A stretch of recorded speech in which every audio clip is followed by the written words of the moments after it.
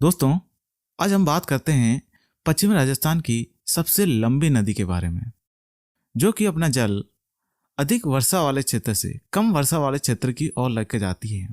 जी हाँ दोस्तों, आज हम बात करते हैं लूनी नदी के बारे में। लूनी नदी, जिसे लवणीवती, मारवाड़ की गंगा, मरुस्थल की गंगा आदि नामों से भी जाना जाता है।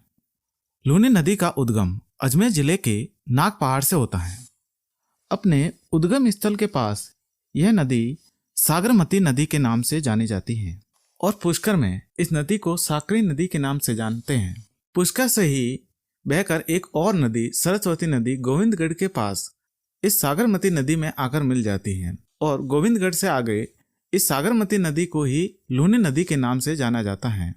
यह नदी राजस्थान के कुल 6 जिलों में होकर बहती है, जिसके नाम है अजमेर, नागौर, पाली, जोधपुर, बाड़मेर और जालोर। लूनी नदी जालोर जिले की सीमा पर गुजरात में प्रवेश करती है, जहां गुजरात का कच्छ जिला लगता है।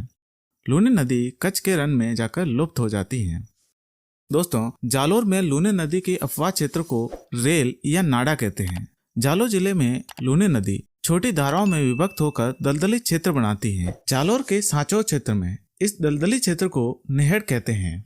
लूनी नदी को आधी मीठी और आधी खारी नदी के नाम से भी जानते हैं, क्योंकि लूनी नदी का जल बाड़मेर के बालोतरा तक तो मीठा है, परंतु बालोतरा के बाद इसका जल खारा हो जाता है।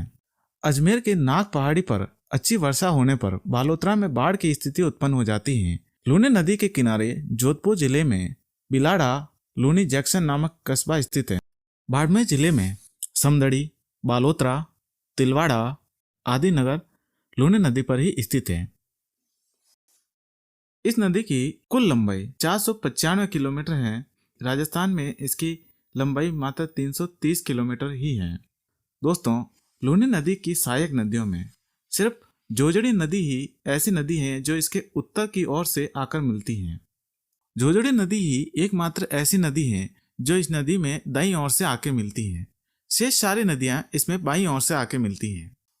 बाईं ओर से मिलने वाली प्रमुख नदियां हैं मीठड़ी, सूकड़ी, जवाई, सागी, बांडी, खारी, लेलड़ी और गोहिया नदी।